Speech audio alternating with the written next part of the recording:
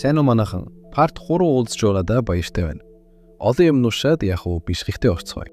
Үйл явдал газар хүчтэй зөхөх чимээнээр эхэлнэ. Хүмүүс сандарч юу болоод байгааг ойлгож ядна.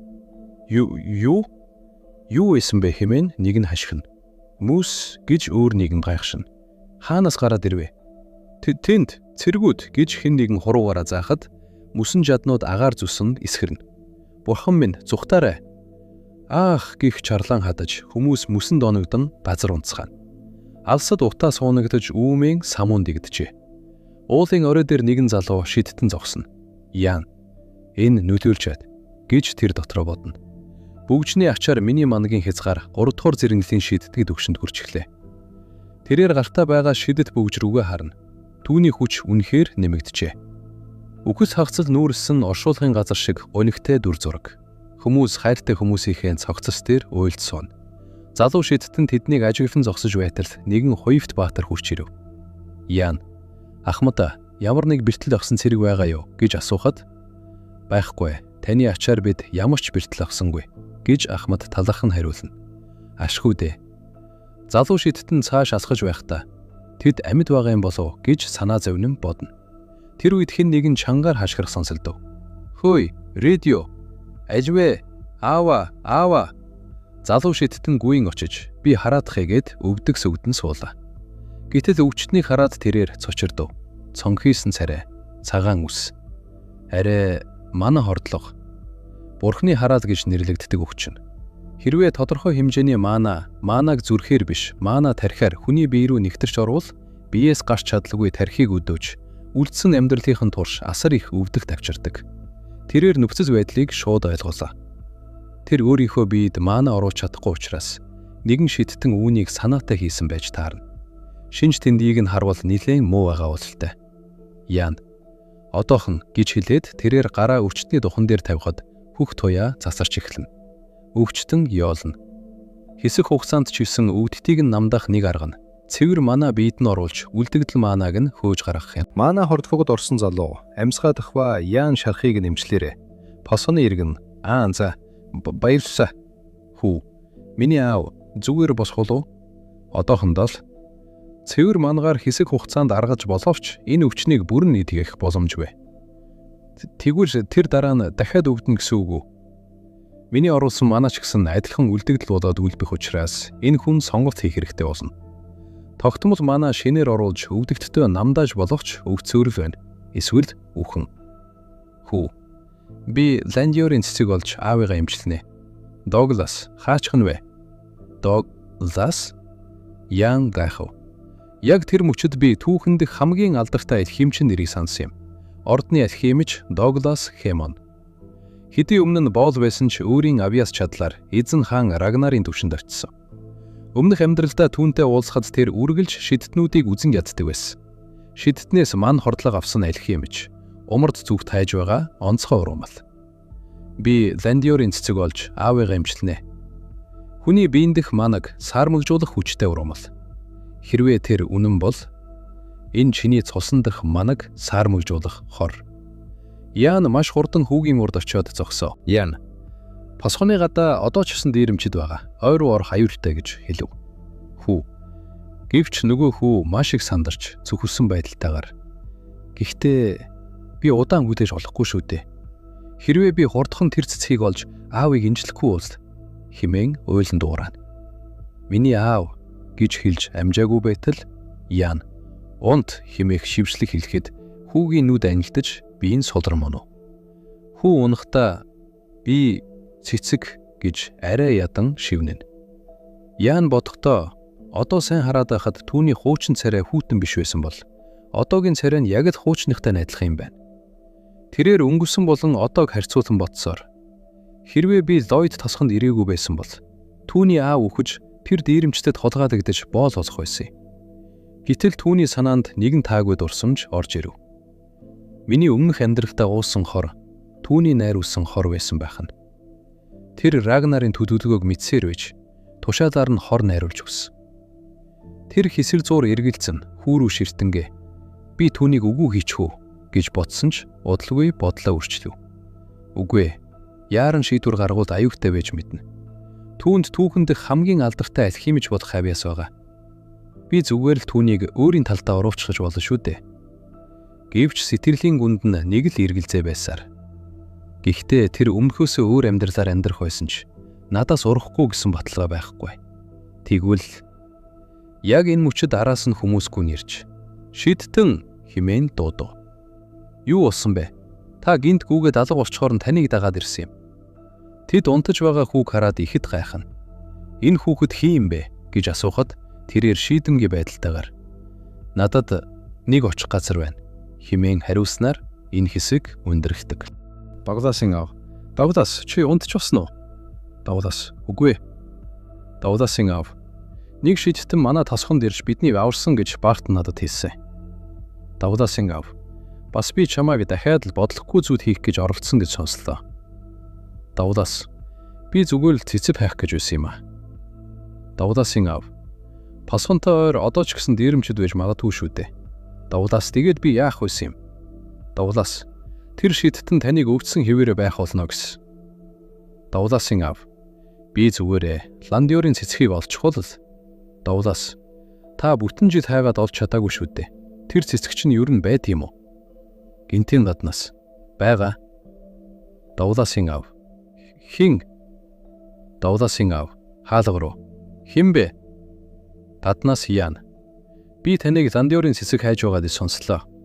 Дагууласын аав. Дууга хурав. Ян. Өшөөгөрөө. Дагуулас. Төрүүний шидтэн байна. Дагууласын аав. Юу? Ян өөрийгөө танилцуулаад Ландиорын цэцэг Дагууласын аав ширээн дээрх зүйлийг хараад эн чинь юу вэ? Дагууласын аав. Эн чинь Ландиорын цэцэг? Ян фэж. Би танд энэ цэцгийг өгье. Гэхдээ надад нэг асуулт байна. Үр нөлөө нь мэдэгдэхгүй энэ урамлын талаар та яаж олж мэдсэн юм а? Дагууласын аав. Нөгөө тэмдэглэл. Би үүнийг тэмдэглэл дээрээс л харсан юм. Энэ бол аав минь надад үлдээсэн урамлын тэмдэглэл байгаа юм хэмээн тайлбарлав. Тэд номын хуудсыг сүхэн үзэхэд нэгэн ховор урамлын тухай ийхүү бичигдсэн байлаа. Тэмдэглэл. Зөвхөн твийн умард хэсгээр олддог. Манай саармагжуулах үйлчилгээтэй цэцэг. 12 дэлбэтэй. Ногоон өнгийн иш. Үндсэндээ үххийн хор агуулдаг. Хамгийн гол нь газраас түүсэн дарууд хатдаг тул энэ цэцгийг түүх, тарих ямар ч боломжгүй. Ян. Аав чинь ч гэсэн алхимич байсан хэрэг үү? Дагууласын аав. Тийм ээ. Энэ бол манай гэр бүлийн мэргэжил. Ян. Тэгвэл энэ тэмдэглэл танаа гэр бүлийн үнэтэй өв байханд. Дагууласын аав. Нэг тиймэрхүү л. Ян. Үххийн хор гэдгийг нь мэддэг байж таарна. Дагууласын аав. Би чиний юу хэлэх гээд байгааг ойлгож байна л да. Гэхдээ манай гэр бүлийн алхимчид хизээж хүнд хүнөөтэй уусмал бүтээхгүй. Ян. Тийм байх нэ. Миний асуултанд хариулсанд баярлалаа. Түүний гарт шидэт мөсөнд хөлдөөж хадуулсан өнөөх Ландиорын цэцэг байлаа. Гэвч тэрээр мөсийг хагарч цэцгийг үнс болгон хувиргав. Дагууласын аав. Чи намайг хуурсаг гэрэг үү? Ян. Би зүгээр л хизээш Ландиорын цэцгийг олох боломжтой гэдгийг л харуулах гэсэн юм. Ян. Гинт нэгэн сонирхолтой санал тавь. Ян. Ноён радио. Та надтай тохиролцоод яаж байна? Би таны ман хордохын эсрэг тогтмол мангаар хандаж байна. Бас танд Ландиорын цэцэг ашиглах арга олж өгнө гэж амлаж байна. Ян дотроо. Рагнар Дагуулас хоёрын олсон мэдээллийг би ч гэсэн олж чадна гэдэгтээ итгэлтэй байна. Ян. Тийм болохоор та надтай хамт нийслэл рүү яваад өгөөч. Дагууласын аав айхан асуу. Нийслэл гинэ? Би тэнд юу хийх юм бэ? Ян. Миний дутваг манаг нөхөх бэлтгэл хийж, бас өвчтэй ээжийг минь эмчлэг харуулад өг. Дагууласын аав. Чи зүгээр өөр алдартай алхимчээс асууж болохгүй гэж юу? Дагууласын аав. Би тиймч мундаг алхимч биш шүү дээ. Ян. Надтай хамт байж намайг тогтмол бэлдэмжээр хангах хүн хэрэгтэй байна. Тэр хүүхэд таныг эмчлэх гэж дээрэмчдэр дүүрэн ойр өгөөж байсан. Таныг ядаж түүнийг бодоод шултгай. Зөв шийдвэр гаргаасаа гэж хүсэж байна. Дагууласын аав. Тэр энгийн хүүхэд биш байна. Хин юм болоо? Надад бодох хугацаа өгч болох уу? Асуу. Ян. Мэдээж гэж хэлээд Ян давтраа бодно. Энэ удаа Даглас аавыгаа ардаж босохгүй. Бас түүний авьяас Рагнарын гарт орохгүй. Дүс солиудж Арнольд шидтэн. Арнольд бид захирагчийн ордон руу буцахад бэлэн боллоо. Ян ойлголоо. Арнольд явцгаая. Ян тэр шийдвэрээ гаргаагүй юм байх та гэж бодохдоо зэрэгцээд хаалга онгойж аав хүү хоёр гашч ирэв. Ян та шийдвэрээ гаргасан уу? Дагласын аав. Тийм ээ, надад сонголт байгаа гэж үү? Би амьдрах хэрэгтэй шүү дээ. Яныг амдустаа заавал биелүүлээрэй гэж хэлв.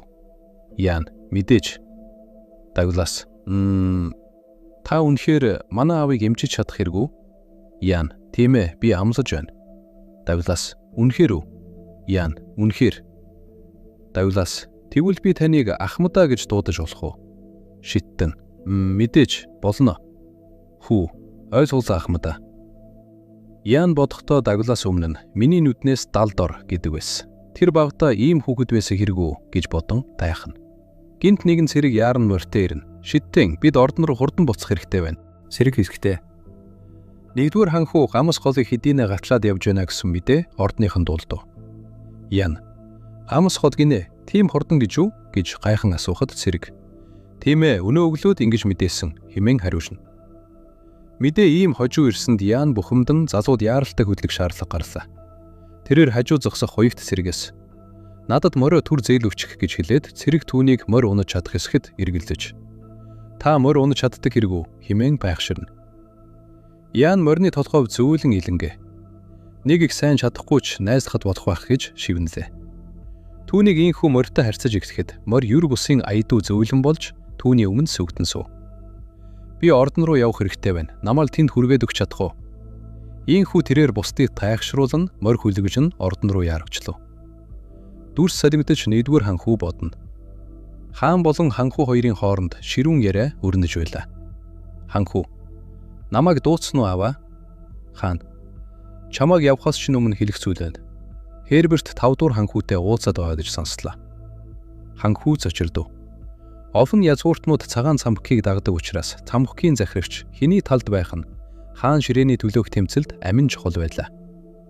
Гэтэл захирагч хэдийнэ 5 дугаар ханхүүгийн талд орохоо шийдсэн бололтой. Хаан үргэлжлүүлнэ. 5 дугаар ханхүү Рагнар бол ухаалаг хүүхэд.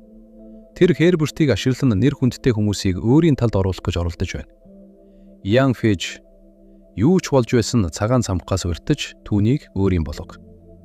Түүнийг өөрийн болгож байж л чи сүрэ батжуулна. Ханхүү бодно. Шидтэн байжаа гэд тэр жаахан хүүхэд надад яаж туслах юм бэ? Цагаан цамхал шидтнүүдээр дүүрэнч тэдний хинэнч миний талд биш вэ шүү дээ. Тэрээр хаан ширээ залхамжлах ханхүү болох өөрийг нь үлтоон 5 дугаар ханхүүг сонгосон тэдгэр хүмүүст туйлын их үширхэж байв. Би хаан ширээнд суухал юм бол тэр новшнуудыг бүгдийг нь зайлуулах болно доо. Тэрэгний гадаа морь унаж яваа эзэн хааны хүлэгт баатар Ахмад Оливер Рейвуд батар суух эрхэм рүү хандан ийхүү хэлв. Оливер эрхэм дээдсэ бидний ирж байгааг мобилончуудад урдчлаад мэдгдсэн дээр биш үү? Тэрэгний цонхоор гунивтайхан харж суусан ханхүү баг зэрэг дургуутсан байдалтай хариуллаа. Ханхүү бид энэ талаар аль хэдийн яриа дууссан гэж бодох юм. Оливер гэхдээ тэдэнд таныг угтаж авахд бэлдэх хугацаа өгөх хэрэгтэй шүү дээ. Та нөхцөл байдлыг харгалзан үзэж болгоно уу? Хэсэг бодлогоширсноо түүнээс нэг зүйл асуув. Ханхүү ах одоо бодоод ах нэ. Танаа гэр бүл умард Могланы захирагч нарын нэг үлээ. Оливер тийм ээ. Ханхүү бид очиход одоо хэр удах вүлээ? Оливер дахиад 2 хоног бололтой. Ханхүү уруулс дээр үл ялэг инээмсэглэл тодров. Сайн байна. 2 хоног бод хангалттай хугацаа. Тэдэнд мэдээ хүрг. Ханхүү тэрээр дотроо ийхүү бодно. Умартын хамгаалагчид эзэнт хүрний бамбай гэлддэг тэд. Ердөө 2 өдрийн дотор намайг хэрхэн өгтөж авахыг нь харцгаая. Оливер мэдлээ эрхэм дээдсэ. Гүнгийн ордны гадна захирагч гуурн түүний туслахуд завгүй ажиллаж байв. Захирагч энд хаан ширээ завхамжлах ханхүү байрлна. Ширхэг тоосч үлдээж болохгүй шүү. Захирагч дотроо ямар ч мэдээ ирээг болохоор ирэхгүй гэж бодсон юмсаа. Гэтэл гинт юу вэ? Захирагч хогор бусад гэр бүлийнхэн ирсэн үү? Хогор туслах.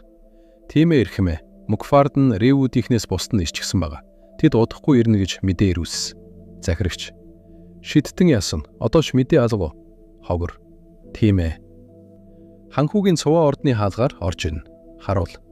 Эрхэм дээдэс хаан ширээ залхамжлах ханхүү ирж байна. Ханхүү захирагч шидтэн хаан байна. Гинт нэгэн хүү морин дээр тогтож ядан унах шахан дахиж ирнэ. Захирагч: "Шидтэн зогсоорой." Ян: "Уучлаарай, хоцорчлоо." Захирагч: "Амжиж ирсэн л чухал шүү дээ. Энэ зүг рүү яваарай." Олонний шивнэгдэх дуу. Нөгөө цуурхаад байсан шидтэн нь энэ жаал хэрэг үү? Энэ хүүхэд морч унаж чаддгүй юм уу? Захирагч: "Эрхэм шидтэн эзэн хааны тушаалаар дуудагдсан шүү дээ. Эзэнт хүрний хуулийн дагуу хамгийн өндөрт задрах ёстой." Ханхүү болон Ян хоёр нүүр тулна. Ханхүү: "Чи Ян Фэж хэрэг үү?" Ян: "Тийм ээ би" гэж хариулангаа дотороо бодно.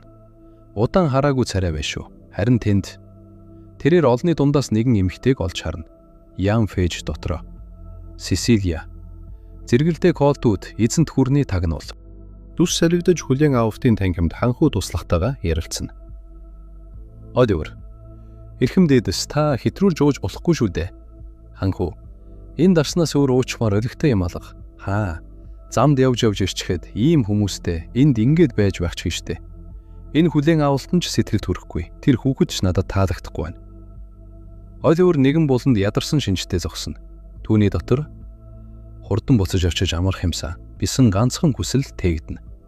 Харин цаана зочдын хөд хөдөлгөөн шивэр авир хийх дуу тасахгүй. Сесилия дарсны хундаг барин олны дундаас нэгэн хүүг ажилан сууна. "Ямар сонин тохиолдол вэ?" хэмээн тэр гайхширна. Түүнд саяхан Колдүүдээс эзэнт хүрнээс хоёр ч чухал даалгавар ирсэн байлаа. Эхнийх нь Ян Фэжийг биеэрээ ажиглаж түүний талаарх цуу яриа үнэн эсхийг тогтоох. Хэрвээ үнэн байх юм бол түүнийг ээжтэй нь хамт бариад эзэнт гүрэнд рүү буцна хэмээн тэр төлөвлөлөө. Тэрээр ордын танхимдах үүмийн шууганыг ажиллана. Түүнийг олж уулзсан дээр бололтой гэж бодсоор гадашхарлаа. Харанхуй шөнө ордны гаднах талбайд хүүг олж харав. Тэнд байна. Сесилия түүний чадварыг шалгахаар шийдэж. Түүний чадварыг шалгаж үздэг юм билүү? Эхлээд хөнгөн шидээр химээгээд мэндчилгээ болгоод шийдэд буужна химээн догтлоо. Гэтэл гинтийн зүйл болж хүү маш хурдтайгаар хамгаалт тогтоолоо. Сесилия дуу алдана. "Амбай" гэхэд хүү түүн рүү хүйтэн харцаар харна. "Чи хэн бэ?" гэж асуув. Сесилия өөртөө итгэлтэйгэр "Миний шидийг хараад мэдэхгүй байна уу? Би цагаан самххийн дээд ангийн чинь сурагч bay шүү дээ. Зүгээр л хөнгөн мэндчилгээ явуулсан юм" гэж хэлв. Харин Ян гайхсан шинжгүй. "Чи хүмүүстэй ингэж мэндэлдэг хэрэг үү?" гэж асуув. Сесилия Яныг үдэж "Энэ хүүхдийг хараад байгаарай. Би доод ангийн дүүтэйгээ тавлж болохгүй хэрэг үү?" гэж инээмсэглэхэд Ян "Хүнийг эвгүй байдалд оруулах гээд байх юм Сесилия" хэмээн түүний нэрийг дуудав. Эмэгтэй цочирд нь гайхан зогсоход Ян үргэлжлүүлнэ. "Сесилия Колдвокер" гэж бүтэн нэрээр нь дуудлаа. Сесилия "Чи хэн бэ? Миний нэрийг яаж мэддэм?" гэж асуухад Ян "Би чамайг сайн мэднэ" гэж хэлээд Ян дотроо "Би чамайг мэдэхгүй байх боломжгүй шүү дээ. Би өмнөх амьдралдаа манай эзэнт гүрэндүү дайрахаар оролцсон бүх Колдвокеруудыг устгаж байсан" гэж бодов. Ян "Чамайг хүсвэл мэдэж байгаа бүх зүйлээ хийсэн ч болно шүү" гэж хэлв. Сесилия хутлаа яхаа бойж үзгэхэд Ян түүнийг яг хэн болохыг, ямар нууц нэрээр хаана ажиллаж байсныг нь нэгэнгүү дурдж эхлэв. Ян Молспен гэр бүлийн туслах Йол, эрхэм дээдсийн нарийн бичиг Робин, хил хамгаалах Истор ангийн цэрэг Эрио, хоёрдугаар хааны ордны ахлах шивгч нь Изабель. Аха, тэр хараахан ахлах шивгч нь болоогүй байгаа ах. Ян үргэлжлүүлээд "Чи энэ хүмүүс юугаар адилхан гэдгийг мэдэх үү?" гэж асуув.